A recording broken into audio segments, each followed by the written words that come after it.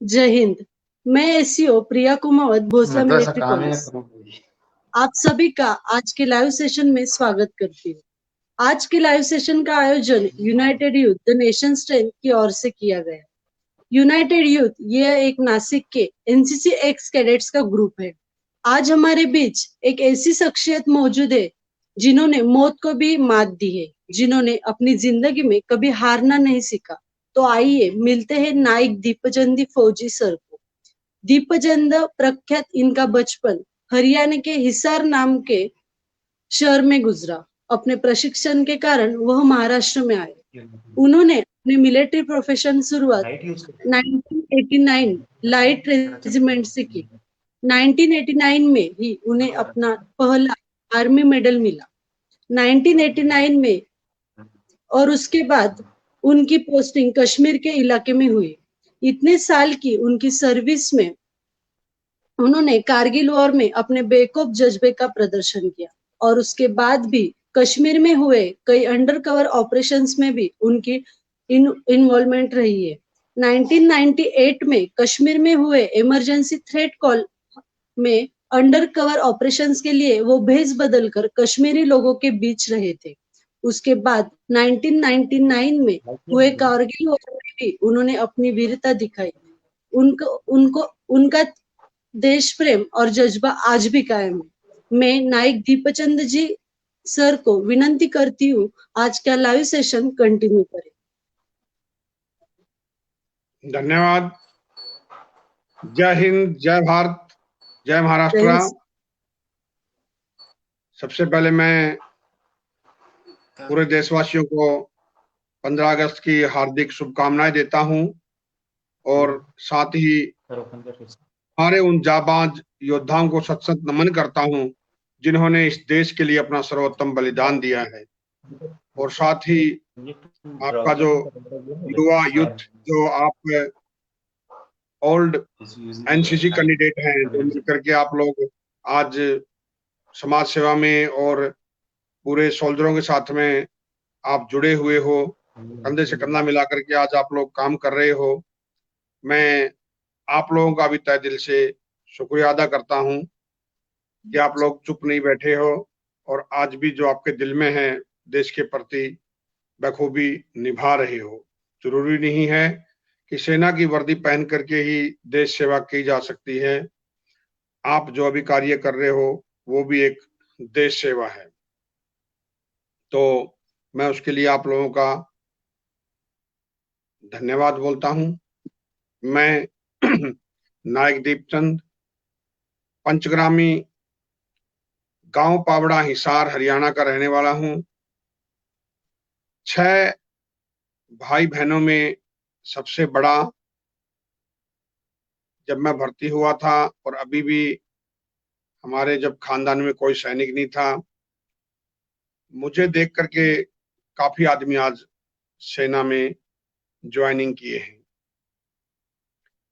तो मुझे जो प्रेरणा मिली थी सेना में आने के लिए, वो बचपन से ही मेरे दादाजी के साथ में, जब मैं घर पर या खेती में जब हम जाते थे काम करने के लिए, तो कभी मेरे दादा मेरे को 65, 71 के वार के बारे में बताते थे कि जब देश आजाद होता था, भाई ऊपर से जहाज उड़ते थे तो दीपक भी नहीं जलाते थे, घर के अंदर रहते थे। ऐसी कुछ कहानियां बताते थे।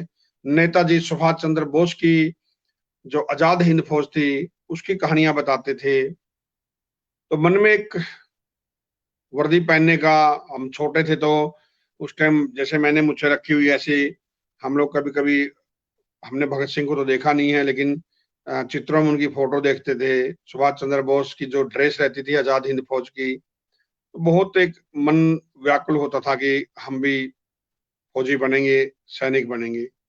वही उम्मीद लेकर के आज से तकरीबन 26 साल पहले मैंने सेना ज्वाइनिंग की थी। घर वालों को बिना बताई मैंने फॉर्म भर दिया था और मेरी इच्छा पूरी हुई, भगवान ने मेरी सुनी और मैं भर्ती हो गया। और पहला जो मेरे को चांस मिला वो इसी श्री राम की नगरी, श्री राम की जो यहाँ पंचवटी है, अपना भगवान है, उन्होंने अपना बहुत कुछ समय यहाँ काटा है। तो नासिक के अंदर ही मुझे ट्रेनिंग करने का सौभाग्य प्राप्त हुआ। ट्रेनिंग करने के बाद में 1-1.5 साल यहाँ 1 साल ट्रेनिंग किया। पहली पोस्टिंग मेरी फिरोजपुर 1889 लाइट रेजिमेंट के अंदर हुई। वहीं से फिर हम लोग फिरोजपुर पहुंच गए। फिर राजस्थान में भी रहे कुछ दिन, उसके बाद जबलपुर में भी रहे, दिल्ली में भी गए, आना जाना लगा रहा। फिर वहीं से हम लोगों को श्रीनगर के लिए भेज दिया। श्रीनगर हम लोगों ने सवरा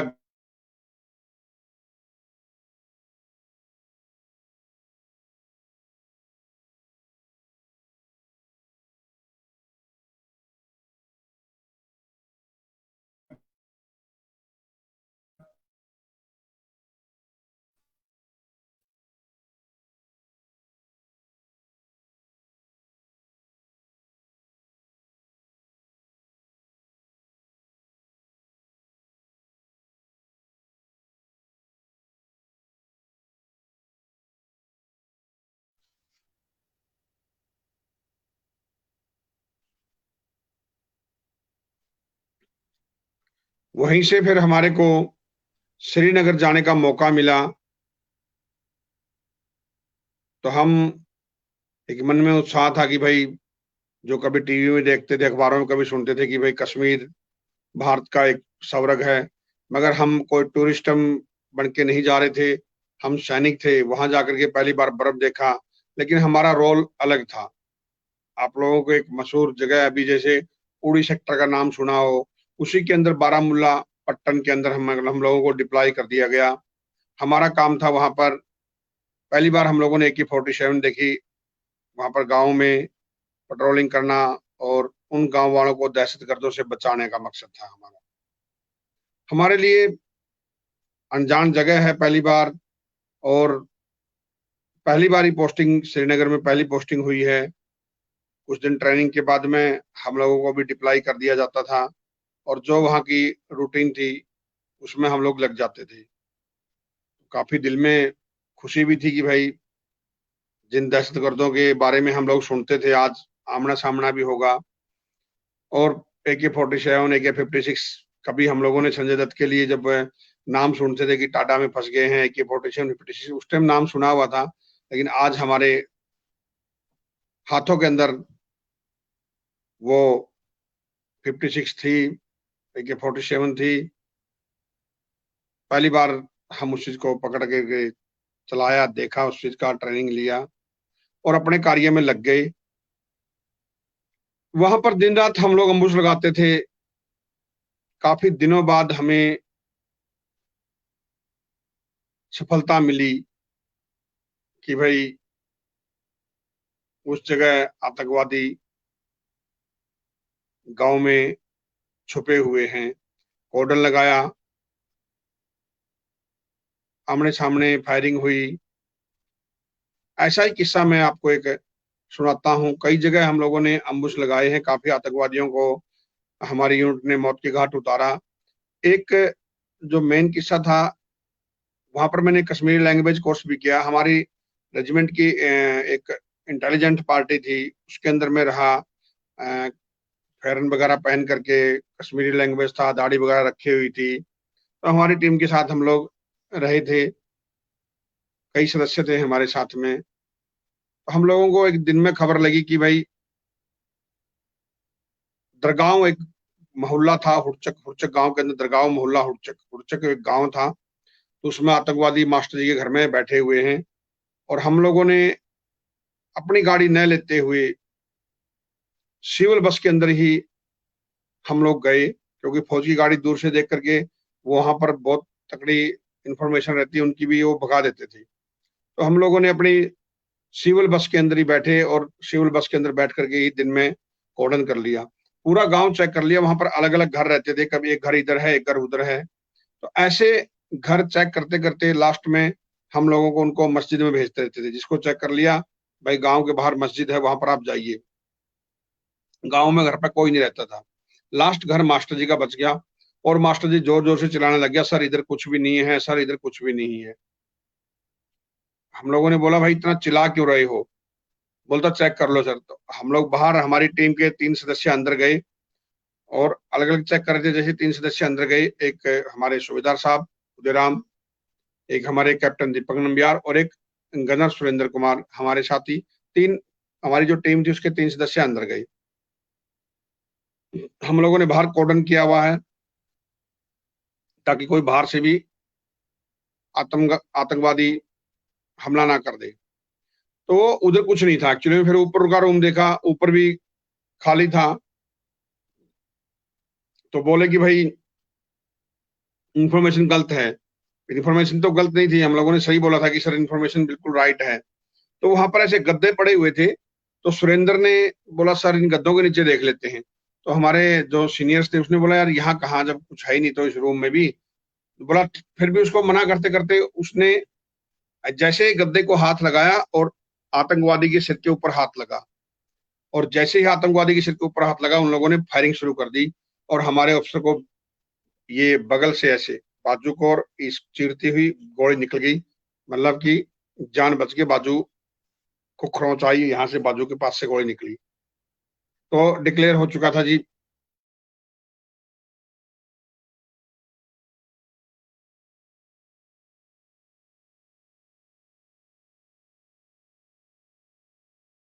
दहशतगर्द मिल चुके हैं। वहां पर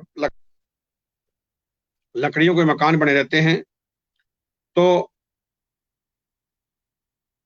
डिक्लेयर हो गया, ऊपर से उन लोगों ने छलांग लगाई और ऑफिसर्स को भेजा हेलीकॉप्टर मंगा करके सीधा भाई श्रीनगर के लिए। और बाकी आदमी भाई कॉर्डन के ऊपर फायरिंग शुरू हो गई, अंधाधुंध आपस में आमने सामने की फायरिंग। बिल्कुल डिस्टेंस एरिया था, हम लोगों ने बड़ी अपनी पोजीशन ले लिया। अभी हम लोग दिन का एरिया था और पूरे गांव को कॉर्डन कर लिया था और फायरिंग स्टार्टिंग हो गई। तो वो फायरिंग लगभग अगले दिन सुबह 4 बजे तक चली। पूरी रात हम लोगों ने फायरिंग किया और हम लोगों को जो रॉकेट लॉन्चर, कभी आपने देखा होगा वो जो बॉर्डर फिल्म में देखते हैं, वो ऐसे कंधे पर रख करके चलानी पड़ती है, तो उसके लिए फायर प्रोटेक्शन चाहिए था लाइट मशीन गन का, तभी वो खड़ा होकर चला सकता था। लेकिन दिन में जैसे ही खड़ा होते हैं आगे से बहुत, वो भी उनके पास भी हथियार थे काफी, तो सीधा बर्स्ट मारते थे, तो मौका नहीं मिला। लेकिन जैसे अंधेरा हो गया, अंधेरा होने के बाद में दुश्मन को खड़ा होकर के नजर कम आया और हम लोगों ने फिर उस घर को उड़ा दिया। तो सवेरे 4 बजे के आसपास पूरे तीनों आतंकवादियों को मौत के घाट उतार दिया, और जिसमें हमारे एक साथी नायक अवतार सिंह सर, जो पंजाब के रहने वाले थे, वो वीरगति को प्राप्त हुए, वो शहीद हो गए थे।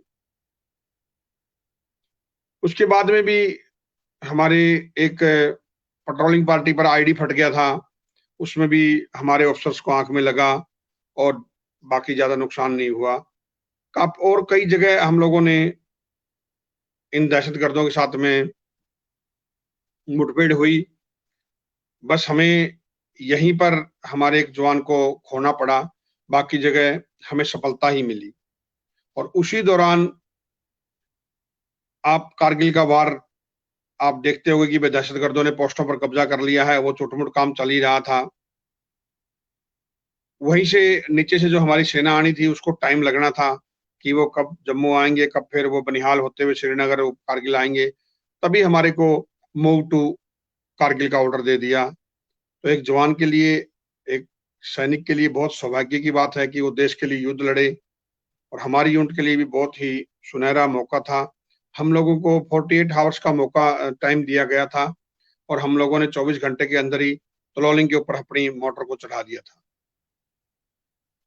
काफी जोश था और पूरे सेना थी जो अंडर 25 ईयर्स यंग सोल्जर थे पूरे के पूरे, जिनके किसी के 21 साल, 22 साल, 19 साल ऐसे यंग थे पूरा, और बहुत जुनून था कि भाई बड़ा मौका मिला है और इस मौके को हाथ से ना जा जाए। तो तलोलिंग के ऊपर जो आप लोगों ने कालिया साहब की डेड बॉडी के बारे में सुना होगा, पेट्रोलिंग पार्टी के अटैक कर दिया था, टीवी के माध्यम से काफी आदमियों ने देखा होगा। उसकी डेड बॉडी को उठाने नहीं देते, आर्टिलरी का सपोर्टिंग था नहीं, तो हम उस एरिया में पहुंच गए। नॉर्मल कपड़े थे, -16-17 डिग्री टेम्परेचर है। उसके बाद में गुमरी जो है वर्ल्ड का 2nd नंबर का ठंडा एरिया है, मगर हमारे दिमाग में उस टाइम ये बातें आ ही नहीं रही थी कि भाई ठंड है या नॉर्मल कपड़े हैं। हमारे दिमाग में तो एक ही था कि भाई दुश्मन हमारे एरिया में आ चुका है और इसको किसी भी तरह खदेड़ करके भगा करके हम लोगों ने तभी चैन की सांस लेनी है। तो वहां पर कोई बंकर नहीं बने हुए थे, हम लोग दिन में छुप करके रहते थे और जो भी लड़ाई लड़ी जाती थी वो रात को ही लड़ाई लड़ी जाती थी। तो रात के टाइम में हम लोग लड़ाई लड़ते थे और सुबह होते होते लड़ाई बंद हो जाती थी और जहां जिसको मौका मिलता था वो छुप कर रहते थे, अपने हथियार भी सफाई करते थे उसी दौरान और अपना जो दिनचर्या का काम वो भी करते थे। तो पहला राउंड जो हमारी गन के लिए सौभाग्य की बात यह कि चार्ली 2 पर मैं था। पहला राउंड दुश्मन के बंकर के ऊपर मेरी गन से निकला, तो हमारे रेजिमेंट के लिए एक प्राउड की बात थी कि पूरा आर्टिलरी को वो ही डाटा दिया गया जो पहला राउंड दुश्मन के ऊपर गिरा था। तो हम लोगों ने 2-3 दिन के अंदर तलोलिंग पर, उसके बाद में 51004875 जो आजू बाजू की पोस्टें थी, ये तो आज हमारे को नाम याद हुए, लेकिन सैनिक को कभी भी ऐसी चीजें याद नहीं रहती है कि भाई हमारे को तो सिर्फ सभी एक पहाड़ी एक जैसी लगती थी। हमारे को तो बोलते थे कि सामने ये पहाड़ी है, ये टारगेट है और इसको उड़ाना है, बस हमारा जवान का तो यही काम रहता था। तो हम लोगों ने 18 ग्रेनेडियर, 2 राइफल, GR, जाट, उसके बाद में जैक राइफल, योगेंद्र सिंह जो आप बोलते हैं, सुना भी होगा आप लोगों ने, जो परमवीर चक्र है, बत्रा जी है, हमारे सब लोगों को हम लोगों ने फायरिंग सपोर्ट दिया है। ऐसे करते करते हम लोगों ने छोटी छोटी पहाड़ियों पर कब्जा करते करते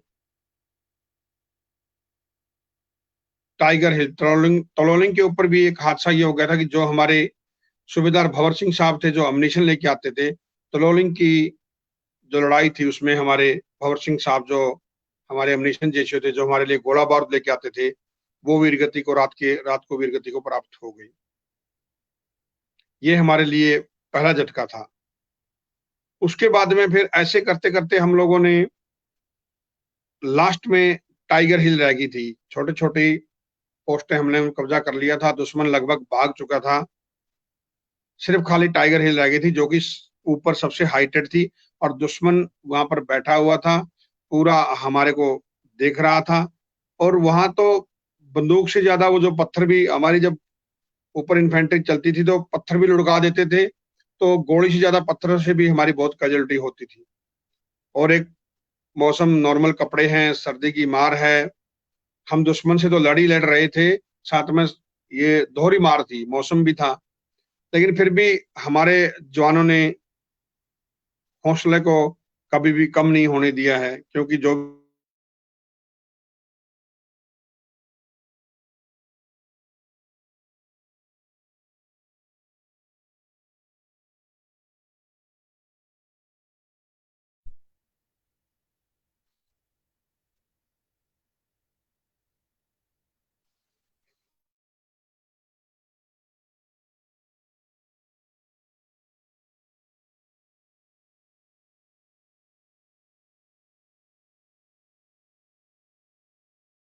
दो ही बार बार डिस्टर्ब ना करे। पवन बार बार मेरे को डिस्टर्ब कर रहा है फोन करके, बोलो इधर ही आ जाएगा तो, लेकिन बीच में डिस्टर्ब मत कर।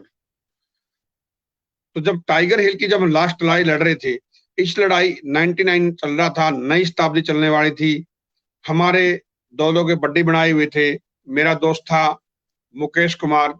हम लोग पूरी लड़ाई में, हम क्या सभी आदमी ये थे कि भाई देखते नई शताब्दी कौन देखेगा, क्योंकि जो सैनिक थे कोई पता नहीं था कि अगली सुबह किसका गोली पर किसका नाम लिखा हुआ है। जो टाइम बीत गया वो चल रहा था, क्योंकि हमारे सैनिक काफी शाम को जाते थे, सवेरे कैजुअलिटी होके आते थे, तो बड़ा दुख होता था उस टाइम कि भाई क्या पता अगला किसका नंबर आएगा। तो मुकेश सर और मैं बहुत जोड़ीदार थे, तो वो बोलते थे कि भाई अगर मुझे कुछ हो गया तो आप मेरे बीवी बच्चों से मिलने के लिए जाना, और आपको कुछ हो जाएगा तो मैं आपके बीवी बच्चों से मिलने के लिए जाऊंगा। ये हमारी बातें चलती थी, दोनों दोस्त थे। ऐसे करते करते हम देखते थे कि भाई नई शताब्दी कौन देखेगा। बीच में जब मौका मिलता था कई बार जिक्र करते थे, तो हमारे सीनियर्स थे तो गुस्सा हो जाते थे कि ऐसी बातें नहीं बोलते, हम लोग सभी इकट्ठा रहेंगे, सभी सब कुछ साथ में रहेंगे। ऐसे ये बातें चलती थी, मगर सब कुछ तो हम लोगों ने जीत ही लिया था। राष्ट्र में जब टाइगर हिल की लड़ाई बाकी रह गई थी तो एक जोश था हमारे अंदर, हमने सोचा ये भी जीत जाएंगे। जब इतना हो गया तो ये था। फिर क्या किया कि हम लोगों ने दिन में ही, टाइगर हिल ऐसे सामने ऊपर नजर आ रही थी, दुश्मन ऊपर देख रहा था हमारे को, और हम लोग ऐसे करते करते उसके नीचे जाकर के बिल्कुल तोपों को लगा दिया, हमारी मोटर्स को। हमें नहीं पता था कि वो पूरी एक्टिविटी हमारी देख रहा है, क्योंकि हमारे लिए अनजान एरिया है। और हम लोगों ने तो ये लालच था कि भाई फटाफट नजदीक से और रात को इसको भी कांटा खींच देंगे और उड़ा देंगे। लेकिन लालच बुरी बला होती है, हमने दिन में फायरिंग कर दिया। हमारा एक राउंड फायर किया था, तो उदाहरण के तौर पर जैसे मधुमक्खी के छत्ते को छेड़ देते हैं, उन लोगों ने बिल्कुल ऐसे ही हुआ। एक हमने गोला दाबा, उन लोगों ने हमारे ऊपर पता नहीं कितने गोले दबा दिए। तितर बितर हो गया। हमारे लंगर फंगर जो भी पीछे का टैटू कंपनी थी हमारी, बड़ा धुआंधार बम फटने लग गए। जिसको जहां दिल करता था भागने लगे तितर बितर। तो सब कुछ ऑर्डर आ चुका था कि भाई जान बचाओ, बंकर वहां पर थे नहीं, जिसको दिल कर रहा था वहीं छुप जाओ। तो अभी कुछ पता नहीं था किसको क्या होगा, कौन कहां पर है। तो नीचे से हमारे वायरलेस सेट से मैसेज आ चुका था कि छुप जाओ, जिसको अभी छुपे कहां पर, छुपने के लिए कोई जगह नहीं थी, जो भी जहां छुप गया छुप जाओ। भगवान की मर्जी के बिना कुछ होता नहीं, जैसे ऊपर वाले की मर्जी थी। तो मैंने बोला मुकेश सर को, सर चलते हैं फायरिंग के अंदर ही। तो उसने बोला कि नहीं चलेंगे, अगर हम चले गए तो हमारी तोपों को दुश्मन उड़ा देगा, ले जाएगा। तो मैं अभी ये चीजें मैं आपको धीरे धीरे बता रहा हूँ, लेकिन उस टाइम ये टकाटक सवाल जवाब चल रहे थे हमारे। तो कुछ सेकंड बाद फिर मैंने बोला कि सर चलते हैं। बोलता अगर आपको डर लग रहा हो तो आप जाइए। तो मैंने बोला सर दोस्ती पक्की है, हम क्यों जाएंगे, हम साथ में ही जिएंगे साथ में ही मरेंगे मतलब। तो मैं भी उधर बैठ गया, वो भी बैठ गए। मगर दिल है कि मानता नहीं है, क्योंकि जब बम फट रहे हैं सामने और किसका नंबर आ जाए को पता नहीं। फिर मैंने बोला कि सर जिनको तनख्वाह ज्यादा मिल रही है, जो हमारे सीनियर्स थे, नीचे से ऑर्डर आ गया, वो जब छुप गए हैं, हम दोनों करेंगे क्या। बोलता लास्ट तक लड़ेंगे। मैंने बोला ठीक है लड़ेंगे। तो मैं भी बैठ गया, वो भी बैठ गया। फायरिंग के अंदर हम लोग धुआंधार गोले ऊपर से आ रहे हैं और हम बीच में बैठ गए हैं। वो बेवकूफी समझो या कुछ भी लगाओ आप लोग, उस टाइम हमारे कुछ पता नहीं चल रहा था, हम तो दोनों बैठे रहे। कुछ सेकंड बाद सर ने बोला कि चलो चलते हैं। तो इतना बोलना था, सीनियर थे भाग गए, छुप गए मतलब। तो जहां पर बाकी बंदे छुपे हुए थे, हमारे बीच में एक पत्थर था, सर उस साइड में भागे, मैं इस साइड में, और जहां दिल करता था वहां छुप गई, क्योंकि ऑर्डर मिलने की जरूरत थी। तो एक छोटे से खड्डे में हम लोग, जहां बाकी बंदे थे, मैं भी उधर ऊपर गर्दन घुसा दिया ऐसे। सबके टांगे ऊपर हैं और गर्दन अंदर घुसा के रखा हुआ है। और हमारे पंडित जी बोलते भगवान का नाम लो, राम का नाम लो, भाई राम का लो या तो अभी किसी को भी याद करो, जो होना हो तो होगा ही। इस तरह भगवान की मर्जी थी। कुछ टाइम बाद जब फायरिंग बंद हो गया, तो एक छोटे से गड्ढे के अंदर हम लोग 90 आदमी कैसे आ गए ये हमें भी नहीं पता। ये ऊपर वाले की जो हमारे को जान बचानी थी, और दूसरी बैटरी हमारे बाजू में थी। तो सब आदमी हमारे बारे में ही पूछ रहे थे कि भाई दूसरा आदमी कहाँ, तुम यहाँ पर है, क्योंकि रिपोर्ट हमारी लग चुकी थी कि दोनों आदमी आ नहीं रहे हैं। तो फिर चेक किया नीचे भी, सर उधर भी नहीं मिले। तो बोले कहाँ गए। तो मैंने बोला सर हम दोनों, मैं इधर भागा था, वो सर उधर भागे हैं। तो बोले ठीक है, कहीं छुपे होंगे, आ जाएंगे बोले। फायरिंग में किसी को क्या क्या नुकसान हुआ, क्योंकि काफी हमारे पतीले वगैरह भी उड़ गए थे, पीछे टट्टू कंपनी थी हमारी, काफी चीजों को हमारा क्षति पहुंची थी। तो जैसे ही हम चलने लग गए, बस देखो भाई अभी फायरिंग बंद हो गई, किसको क्या नुकसान हुआ है। तो ऐसे मांस के टुकड़े ना इतने बड़े बड़े ऐसे पड़े हुए हैं। तो हम तो नए थे भाई, पहली बार मांस के टुकड़ों को देखा ऐसे जमीन पर। तो हमने, हमारे जो सीनियर थे हमारे आगे आगे, हमारे हौलदार खेमराज राणा, जो कि हिमाचल के रहने वाले हैं, तो मैंने उनसे पूछा कि सर ये क्या है। काफी हमारे साथी साथ में थे सभी आदमी, आगे आगे वो थे, पीछे हम लोग थे। क्योंकि चार्ली 1 की टीम वो थी, चार्ली 2 पर हम लोग थे, साथ में ही चलते। तो उन्होंने बोला यार कोई एयर बस्ट आ गया होगा, कोई गोला ऊपर से आया होगा, ऊपर से फटा होगा और बीच में पक्षी आ गया होगा, ये उसके टुकड़े लगता है। हमने बोला ठीक है सर। लेकिन जैसे ही हम आगे बढ़े तो उन्होंने बोला मुकेश, और बैठ गए। पीछे पीछे मैं भी था, मेरा तो परम मित्र था। जैसे ही हमने देखा तो मेरे दोस्त की यहां से गर्दन नहीं थी।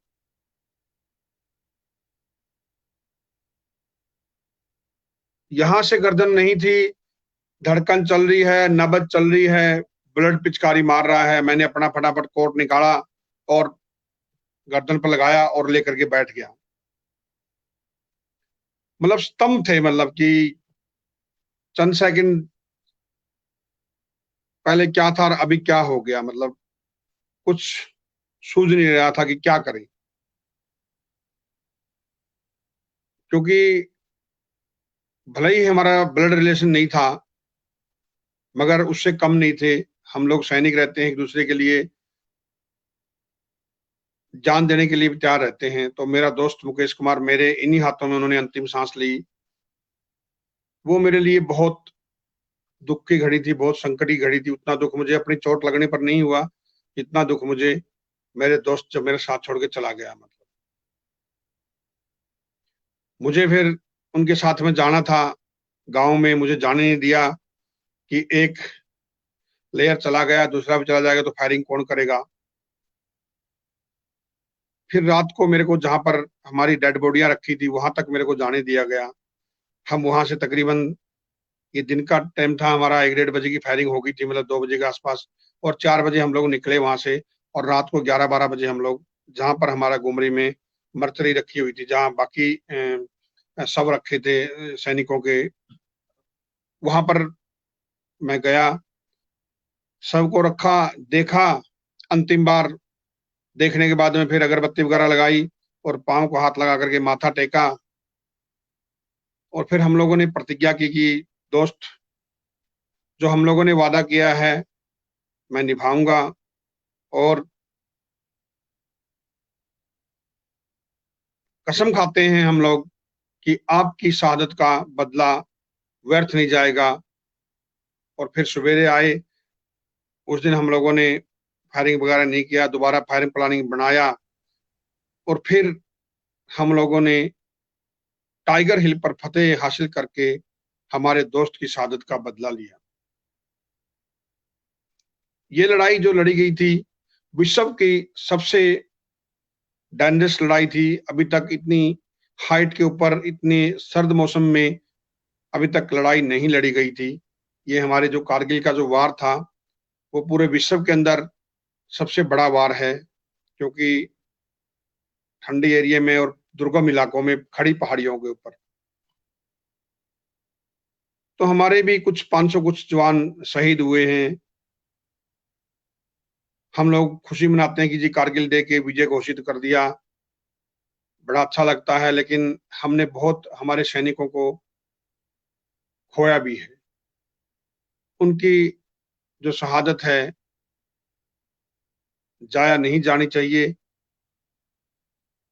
और हमेशा उनको तहे दिल से हमेशा याद रखना चाहिए कि उन्होंने देश के लिए अपना सर्वोत्तम बलिदान दिया है। क्योंकि जो सैनिक अपना देश के लिए गर्दन कटा ले या तो अपनी जान दे दे, वो ही संपूर्ण सैनिक होता है। और हमेशा सैनिक इसी चीज के लिए भर्ती होते हैं कि देश के ऊपर एक बार आंच आए, इस तिरंगे के कुछ ना हो, भले ही हमारी जान क्यों नहीं चली जाए। तो मेरी यूनिट 1889 लाइट रेजिमेंट, उस टाइम हमारे पास 120 मोटर्स थी। हमारे पास कोई साधन ना होते हुए भी हमारी पूरी यूनिट कंधों के ऊपर ही हमारी मोटर चढ़ाती थी, पहाड़ी के ऊपर, खड़ी पहाड़ियों पर मोटर चढ़ा करके वहां पर फायरिंग देना है। 8 जगह हम लोगों ने गन पोजीशन को चेंज किया था। और 8 जगह गन पोजीशन को चेंज करने के बाद, अब मानोगे नहीं, इस लड़ाई के अंदर लगभग 10,000 गोले हम लोगों ने दुश्मन के ऊपर दागे थे। एक लाइट रेजिमेंट के लिए बहुत ही फक्र की बात है। और इसी कार्य कुशलता को देखते हुए, अच्छे कार्यों को देखते हुए मेरी यूनिट को कारगिल नाम से नवाजा गया। आज मेरी यूनिट के पीछे कारगिल लगता है और स्वर्ण अक्षरों में मेरी यूनिट का नाम इतिहास के पन्नों में लिखा हुआ है और 11 गैलेंट्री अवार्ड से भी मुझे हमारी यूनिट को नवाजा गया है। तो एक प्राउड महसूस होता है कि मैं उस बटालियन का हिस्सा हूं जिन्होंने इतने दुर्गम लड़ाई लड़ी और मैं उस युद्ध का सहभागी हूं। और बिल्कुल ये युद्ध लड़ा था तो इंडिविजुअल किसी ने नहीं लड़ा था, ये युद्ध पूरा एक टीम वर्क था। मगर फिर भी हर एक सैनिक की अलग कहानी है, क्योंकि उसके सामने जो घटा है हर एक सैनिक ने खुद ने झेला है। तो साथियों, हमने ये युद्ध जीता है। जैसे मैंने बताया कि खुशी के साथ गम भी था। आज भले ही हम लोग 15 अगस्त 26 जनवरी को याद करते हैं, उसके बाद हम सैनिकों को बहुत भूल जाते हैं। सैनिक कभी भी आराम से नहीं बैठते हैं। मैडम, वो फोटो देना था हमने तार करके मुकेश का। मैं एक चीज दिखाना चाहता हूँ आप लोगों को। सामने वाला फोटो दिए, वो पीछे मुकेश की मैडम है, जल्दी देना। मैं एक चीज दिखाता हूँ कि जो मैंने मेरे दोस्त से जो वादा किया था कि हम लोग परिवार से मिलेंगे, आज भी मैं वादा बखूबी निभा रहा हूँ। आज भी मैं उनके परिवार से मिलता हूँ और पहले भी मिलता था, आज फोन के माध्यम से बातचीत करते हैं। मैं आपको, मेरे दोस्त हैं मुकेश कुमार, उनकी जो धर्मपत्नी है उनको मैं आपको दिखाना चाहता हूँ, जो हमारी दोनों वीरांगनाएं थी। जो मैंने आपको बोला था कि हमारे जो अवतार सिंह सर थे, ये देखिए आपको मैं,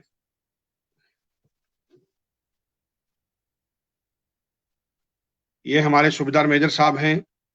ये मेरे दोस्त मुकेश कुमार है, उनकी धर्मपत्नी है। ये साथ में मैं खड़ा हूं और ये हमारी दूसरी वीर नारी हैं जो अवतार सिंह सर थे।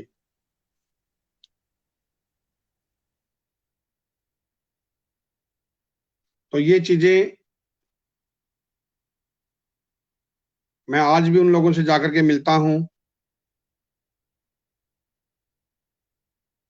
क्योंकि ये हमारी वीरांगनाएं हैं, यही हमारी वीर माताएं हैं जिन्होंने, किसी ने अपना पति खोया, किसी ने बेटा खोया है। भगवान दुख की घड़ी में इनका हमेशा हौसला अफजाई करता रहे। और मैं इस माध्यम से, इंटरनेट के माध्यम से आप लोगों से गुजारिश यही करता हूं कि सैनिकों का हमेशा सम्मान करें, क्योंकि सैनिक जो होते हैं वो किसी मजहब, जाति, बिरादरी, एक कौम या किसी स्टेट के नहीं होते। सैनिक पूरे हिंदुस्तान के होते हैं। उनको आप ये देखिए, सैनिक एक ऐसी कौम है जो भविष्य में भी हमारे लिए काम करेगी और पहले भी काम किया था और आज भी कर रही है। सरकार कोई भी आएगी जाएगी, लेकिन सैनिक हमेशा बिना भेदभाव के सरहदों के ऊपर रक्षा करते रहते हैं। तो हमारा फर्ज बनता है कि हम सैनिकों का सम्मान उतना ही करें, क्योंकि आजकल क्या हो रहा है कि जब एक सैनिक की शहादत हो जाती है, मैं मानता हूं कि देश के अंदर प्यार है, तो हमारे अंदर इतना जज्बा बढ़ जाता है कि भाई हमारे झंडे डंडे लेकर के और भारत माता के नारे, मतलब ऐसे लगता है कि भाई क्या देशभक्ति है। मगर जब उस परिवार को रियल में किसी की जरूरत पड़ती है, तब कोई उनके साथ में नहीं होता। आज भी काफी ऐसे परिवार हैं जिनका कोई हालचाल पता करने वाला नहीं है। तो सभी से यही अनुरोध है कि जब आपके सामने एक सैनिक ड्यूटी पर जाता है, उसको भी उतनी तवज्जो दो जितनी कि एक शहीद होने के बाद सैनिक को देते, क्योंकि कुछ पता नहीं है। वो जो सैनिक युद्ध लड़ने के लिए जाता है, आपको बोलता हूं कि मैं, शहीद होना अलग बात है, लड़ाई लड़ना, लड़ाई के लिए तैयार होकर के जाना, उससे बड़ी चिंता की बात है। क्योंकि जो बंदा यहाँ से जा रहा है उसको पता नहीं कि आगे क्या होने वाला है। जो वहां पर है उसको पता है कि मेरे सामने दुश्मन है, लेकिन यहाँ से बंदा मेंटली प्रिपेयर्ड होके जाता है। और एक बात और बताता हूं मैं, कि जो सेना के आगे जो सेना है वो आप लोग हो, आम पब्लिक हो। हमें पता है कि हमें कुछ हो गया तो जो हमारे सेना के आगे जो सेना है, आप लोग हो, आप हमारे बीवी बच्चों को संभाल लोगे। इसलिए इसी मन में उमंग लेकर के ही हम लोग हंसते-हंसते अपनी देश के लिए जान गंवा देते हैं। कितने सैनिक हैं, अपनी नासिक में ही सोच लीजिए, मेरे को लगा करके 33 आदमी हैं, 32 वीर नारियां हैं, एक मैं दिव्यांग आदमी हूँ। तो आप सोचो कि नासिक के अंदर अपनी कितने लाखों की संख्या है, तो एक-एक परिवार को अगर हम बाँट भी लिया जाए, तो क्यों नहीं हम लोग उनकी देखभाल कर सकते। तो ये किसने आना है? ये हम लोग आप जैसे युवाओं ने आना है, जो आप लोग आज ये देश के लिए काम कर रहे हो, ये आप लोगों ने मन में ठानो कि ज़रूरी नहीं है कि भई 26 जुलाई कारगिल दिवस के ऊपर या 15 अगस्त के ऊपर या 26 जनवरी के ऊपर ही हम लोग सैनिकों का सम्मान करें। आपके सामने कोई मैं आपको मेरी कहानी बताता हूँ, कई बार मैं ट्रेन में जाता हूँ, तो ऊपर की सीट होती है, तो कई-कई नौजवान सीट देने से भी मना कर देते हैं। तो बड़ा दिल में धक्का लगता है कि कहाँ चली गई हमारी देशभक्ति मतलब। तो ये हम लोगों ने सोचना है, इसके लिए कोई गवर्नमेंट सोचने के लिए नहीं आएगी। हम लोगों ने अगर एक-दूसरे का साथ देना है, तो हमने इंडिविजुअल देखना है। अच्छे कार्य करोगे, तो कष्ट आएगा, मैं मानता हूँ। आज आप अकेले चल रहे हो, साथ ज़रूर देगा कुछ एक हम लोग जो अपनी टीम वर्क है। और आप ये देखिए कि आजकल के युवा हैं, आजकल के युवाओं ने हम लोगों ने क्या कर रखा है। आज आप बोलिए जी परमवीर चक्र योगेंद्र सिंह मेरे दोस्त आ रहे हैं, तो आप देखो कितने युवा आएँगे, मुट्ठी भर युवा आएँगे और वहीं पर आप बोल दो कि देखो जी कोई हीरो आ रहा है, हज़ारों आदमी आ जाएँगे। तो हम रियल हीरो को इतनी तवज्जो नहीं देते, पर्दे के हीरो को उतनी तवज्जो देते हैं। और आप सोचिए पर्दे का हीरो करता क्या है? आप सोचने वाली बात है, देश के लिए क्या कर रहा है मेरे को बताइए? वो करोड़ों रुपए पैसे कमा करके अमेरिका में भेज रहा है। किसी का अमेरिका में बंगले हैं, किसी के दुबई में बंगले हैं। आप सोचने वाली बात है ये, आप लोगों ने सोचना है कि ये चीज़ें सबको पता होते हुए भी हम लोग एक अनजान बन जाते हैं। आप देखिए अभी अमिताभ बच्चन जी को कोरोना हो गया था, जनता ने पता नहीं क्या हो गया था, बहुत से बंदे तो रोने लग गए थे और कितने सैनिकों की शहादत हो गई, उन चीज़ों को भूल गए थे। कोरोना के अंदर भी हमारे गलवान घाटी के अंदर हमारे 20 जवान शहीद हुए। आज पूछा जाए आप लोगों से जितने भी जुड़े हुए हो या आज और युवाओं से जहाँ तक आवाज़ पहुँच रही हो, उनके नाम याद नहीं क्योंकि भूल गए। तो रियल चीज़ जो रहती है उनको हम बहुत जल्दी भूल जाते हैं। लेकिन एक ध्यान रखिए आप, मैं ये बताता हूँ जो दिल में उमंग है, आज भी हमारे सामने कोई भी व्यक्ति अगर धोती में और मूछे में और जनेऊ पहन के आ जाता है तो हमें लगता है कि ये चंद्रशेखर आज़ाद है, ये भगत सिंह की वो त्रिमूर्ति आती है। उसको हम लोग एक उस नज़र से देखते हैं। कोई इन लोगों को नहीं पूछता है। झांसी की रानी की फोटो आज कोई लड़की या कोई औरत ऐसी लगती है तो हमारे को लगता है कि झांसी की रानी ऐसी ही होगी मतलब। तो वो चीज़ें जिन्होंने क्रांतिकारी थे उन चीज़ों को कभी भुलाया नहीं जा सकता है। आज हम जय जवान जय किसान का नारा भूल चुके हैं। आप ये बताइए आज हीरोज़ के पीछे आप लोग इतना फोटो खिंचाने के लिए घूमते हो। कोई भी व्यक्ति मेरे को बताइए कि किसी का किसान ने आत्महत्या की है, कभी किसी परिवार को जाके मिले, क्या उनके परिवार के साथ किसी ने फोटो खींची? कि भाई ये देखिए, ये किसान ने आत्महत्या की थी, ये इसका परिवार है। तो हम छोटी-छोटी चीज़ों से सैनिकों का, किसानों का भला कर सकते हैं। और सैनिक तो सिर्फ़ प्यार के भूखे होते हैं। उनको दिल से मैं आपको ये बता रहा हूँ कि हर सैनिक के प्रति आप अगर एक हाथ बढ़ाते हैं, हम लोग तो 2 हाथ आगे वाला बढ़ाता है। तो ये चीज़ हमेशा ध्यान में रख कर के ही कार्य करिए। तो मेरे लिए आगे की बात यही थी कि सैनिक कभी आराम से नहीं बैठते हैं। उसके बाद पार्लियामेंट में ट्रैक कर दिया, हमारी यूनिट को भी बॉर्डर्स पे डिप्लॉय कर दिया। 1 साल बॉर्डर पर रहने के बाद जब हम मेन लोकेशन में आ गए, तो स्टोर सेटिंग करते वक़्त एक बम फट गया है, जिससे कि मेरी टाँगें दोनों चली गई और एक राइट हैंड चला गया। जब मैं इस कंडीशन में था, तो मुझे 2 ही आदमियों का ध्यान था, एक बजरंगबली का और एक मेरी धर्मपत्नी का। क्योंकि मैं बजरंगबली का बचपन से ही पूजा-पाठ करता था, तो मैंने दुआ किया भगवान से कि मन्नत प्रार्थना की कि भगवान आज के दिन तो मृत्यु नहीं आ सकती क्योंकि आज तो संडे का दिन है। और मेरी वाइफ के लिए मुझे विचार आया कि भई तुम इतनी जल्दी विधवा नहीं हो सकती हो।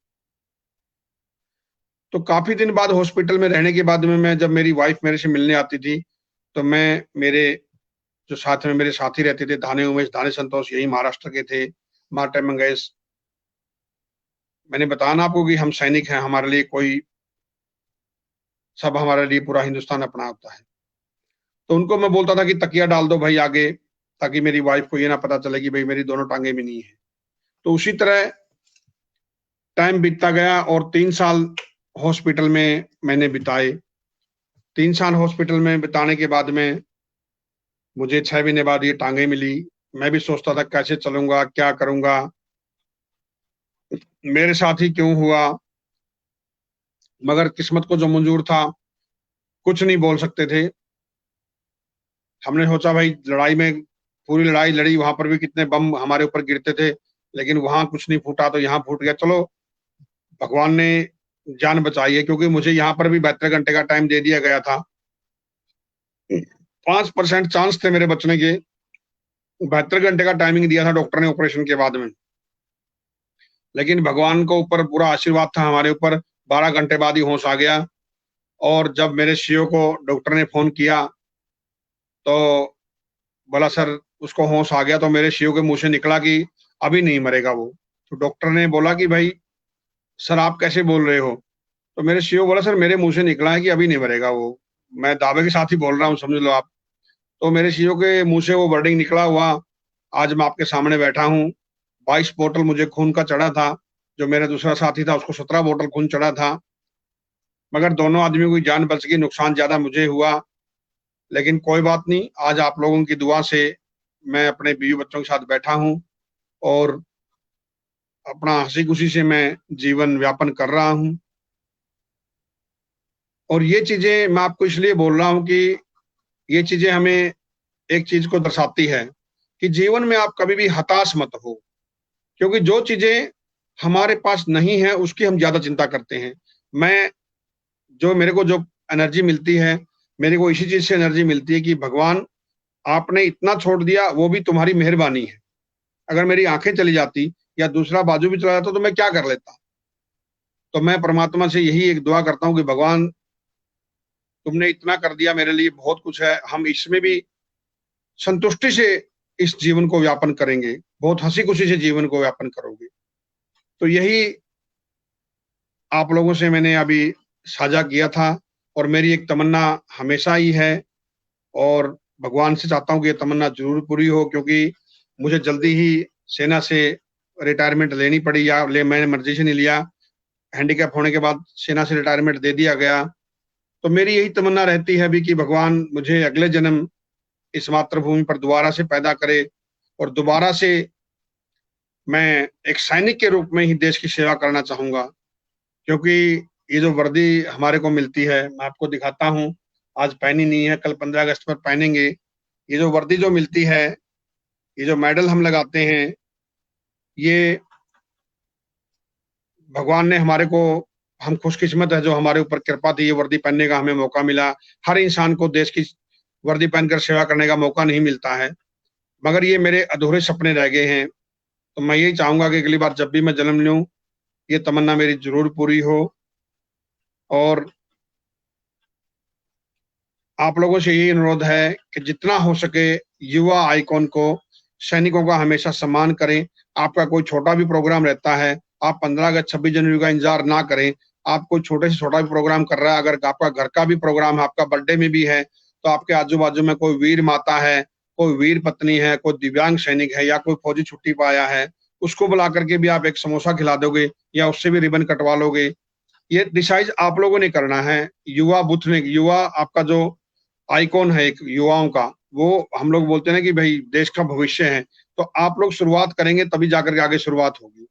कुछ युवा हैं भटक भी जाते हैं, मेरे साथ में बीती हुई बातें हैं। कुछ युवा हैं जो हमारे साथ खाली फोटो खिंचवाते हैं प्रदर्शन के लिए और फिर जगह जगह दिखाते हैं। मैं नाम नहीं बताना चाहता हूँ, आप लोग अपने आप समझ जाओगे। बहुत जगह जाते हैं तो हमारे जैसे आदमियों की फोटो दिखाते हैं कि देखो जी ऐसे जवानों की हम हेल्प करते हैं। तो वो बड़े दुख होता है कि मतलब इस कंडीशन में भी हमारा नजायज फायदा उठाया जाता है। तो मैं ये आग्रह करता हूँ कि सैनिकों के साथ ऐसे खिलवाड़ ना करें, आप दिल से उनको मानें। मेरी बहुत दिल में कई बार दुख होता है कि कुछ युवा हैं जो ऐसे फोटो खिंचवा करके और जगह जगह दिखाते हैं और गलत काम करते हैं। और ये ऑन ग्राउंड की बात है, मैं सच्चाई बोलता हूँ, कभी भी झूठ नहीं बोलता हूँ। मेरे साथ बीती हुई बातें हैं और अभी भी कुछ युवा हैं, उन्होंने मेरे से माफी भी मांगी है, लेकिन दिल में कभी-कभी ये बातें होती है तो दिल में दुख होता है कि भाई जब कुछ काम पड़ता है तब तो राम राम है, उसके बाद भूल जाते हैं कि भाई इन्होंने देश के लिए कुछ किया है।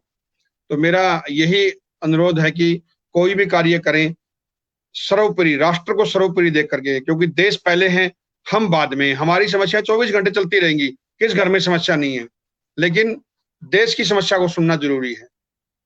पहले देश की समस्या हल होगी तो अपनी तो वैसे ही हल हो जाएगी।